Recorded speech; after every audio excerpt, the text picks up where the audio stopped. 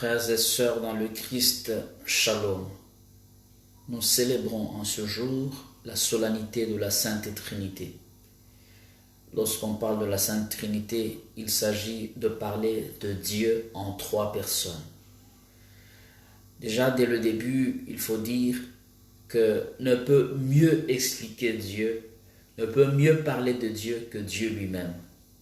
Ce que nous disons de lui, ou ce que nous essayons de dire de lui, ne sont que des ébauches, des tentatives de pouvoir expliquer cette réalité difficile à expliquer. Comme le disait déjà le Seigneur Jésus lui-même, personne ne connaît le Père sinon le Fils, et personne ne connaît le Fils sinon le Père, et celui à qui le Fils veut le révéler. Luc chapitre 10, verset 22. C'est donc un mystère. Et l'anecdote de saint Augustin qui cherchait à expliquer cette Trinité, nous la connaissons. La légende selon laquelle saint Augustin au bord de la mer était en train de méditer pour pouvoir expliquer la réalité de la Sainte Trinité.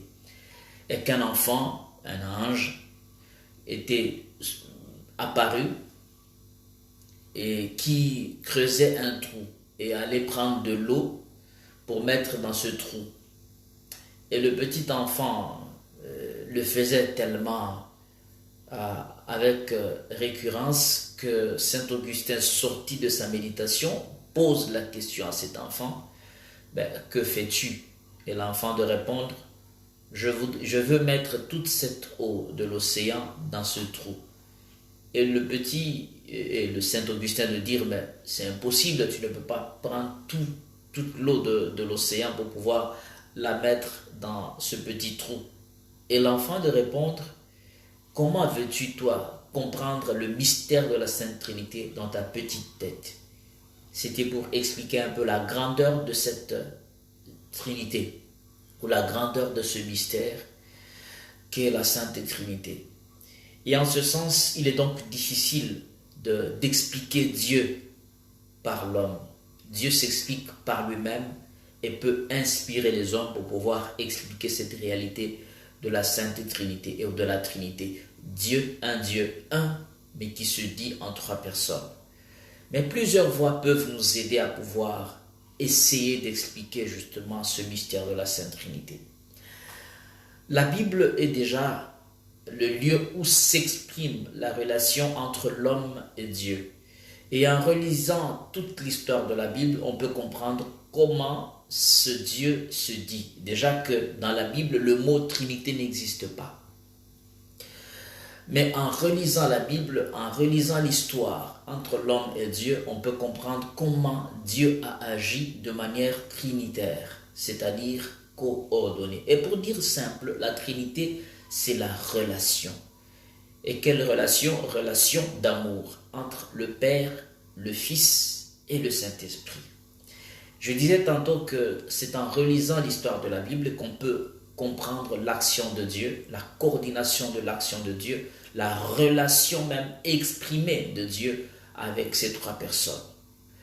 Déjà, dans l'Ancien Testament, dans le livre de la Genèse, Genèse chapitre 1, verset 26, on se rend compte que Dieu dit dans la création, pour pouvoir créer l'homme, créons l'homme à notre image. Il le dit à la première personne du pluriel, créons l'homme à notre image. Et c'est supposé qu'il évoque justement les autres personnes de la Sainte Trinité. Et nous connaissons aussi le texte qui parlait de l'Esprit de Dieu qui planait sur les eaux, déjà à l'heure de la création. Et en relisant la même Bible, il y a plusieurs textes qui évoquent de manière explicite aussi cet événement de la Sainte Trinité. Déjà dans les évangiles, le jour du baptême de Jésus, les trois personnes de la Sainte Trinité s'expriment ou sont révélées d'ailleurs. Marc chapitre 1 verset 10 à 11. On peut aussi lire Matthieu chapitre 3 les versets 16 à 17. Ou bien Luc chapitre 3 les versets 21 à 22. Et Jésus, avant de partir, il bénit ses disciples, ses apôtres et leur dit: allez de par le monde et baptisez ceux qui auront cru en mon nom, disant, baptisez-les au nom du Père et du Fils et du Saint-Esprit. Matthieu chapitre 28, versets 19 et 20. Et nous connaissons ces textes. Saint Paul aussi, dans le Nouveau Testament, toujours dans l'une de ses épîtres, 2 Corinthiens chapitre 13, verset 13, répète la même chose. La grâce de notre Seigneur Jésus-Christ, l'amour de Dieu le Père et la communion de l'Esprit Saint soient toujours avec vous.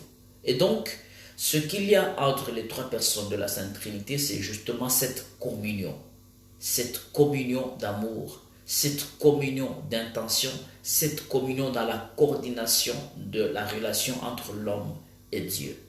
Et donc, la Sainte Trinité est en réalité l'expression de l'amour entre les trois personnes. Et l'expression de l'amour se dit aussi bien entre le Père, le Fils et le Saint-Esprit que avec l'humanité entière. Et le texte d'aujourd'hui, le texte de l'Évangile qui nous est donné en méditation justement à cette occasion est très fort. Déjà, il commence par dire « Dieu a tant aimé le monde qu'il a envoyé son Fils ». Revenant à l'Ancien Testament, si nous lisons le texte de 2 Rois chapitre 16 verset 3, nous nous rendons compte qu'il y a le roi Akaz qui offre son premier fils. Et il l'offre pour vouloir, imitant justement le peuple de son époque, vouloir avoir des grâces ou des bénéfices venant de Dieu. Il sacrifie son fils pour pouvoir, lui, avoir des bénéfices, attirer vers lui des bénéfices de la part de Dieu, imitant, comme je le disais, les peuples qui entouraient le peuple d'Israël.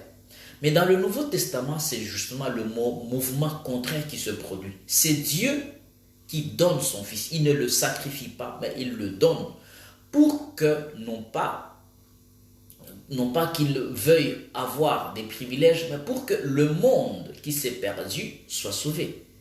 Dieu a tant aimé le monde qu'il a donné son Fils. Il fait le don de son propre Fils, ce qui pourrait nous ramener aussi dans une autre prophétie, la prophétie du prophète Zacharie au chapitre 12, les versets 10 et suivants jusqu'au chapitre 13. On pleurera sur lui comme du Fils unique, et ainsi de suite. Donc c'est dire que l'expression de l'amour de Dieu, c'est bel et bien Jésus qui vient s'incarner dans la vie des hommes. Et donc, ça, nous le savons, que l'expression en tant que telle, c'est pouvoir faire preuve de cet amour. Et cette preuve, c'est que le Fils va lui-même se donner aussi pour être sacrifié afin que son sang puisse donner la vie à l'humanité entière. Et ce texte est profond en ce sens que il donne la possibilité à l'homme de pouvoir entrer dans cette relation d'amour, dans cette relation trinitaire, dans cette relation qui se dit et qui se donne, pour que l'homme aussi soit capable de se donner pour pouvoir pérenniser cet acte d'amour qu'il y a entre le Père, le Fils et le Saint-Esprit. Dans la mythologie grecque, le fils de Zeus, qui était le dieu des dieux, Prométhée, est condamné pour avoir beaucoup aimé les hommes et leur avoir apporté le feu. Et ce qui se produit dans l'évangile de Saint Jean aujourd'hui, c'est justement le contraire. Parce que l'amour, ce qui unit le Père et le Fils, c'est l'amour qu'ils ont tous les deux pour les hommes. Alors que Prométhée est tué, sacrifié pour avoir aimé les hommes et leur avoir donné la possibilité de découvrir le feu, ici Dieu lui-même conjugue avec son Fils l'amour qu'ils ont tous les deux pour les hommes. C'est dire que la Sainte Trinité, tout en étant une relation d'amour entre les trois personnes, et en même temps une coordination d'amour pour l'humanité entière. En ce jour, nous célébrons donc la fête de l'amour, la fête de la coordination, la fête de la communion. C'est de la communion que naît l'humanité, c'est de la communion que naît justement le salut. Si nous voulons être sauvés, nous devons nous aimer, comme nous a aimé notre Père, les uns les autres, tout en allant jusqu'à se sacrifier pour les autres. Et de cette manière, nous construisons un monde aimé par Dieu, aimé par nous, et sauvé par Dieu, et sauvé par notre concours. Que Dieu, un et triné, entre dans votre vie, qu'il vous apporte l'amour, qu'il vous apporte toutes les bénédictions dont vous avez besoin. Que Dieu vous bénisse.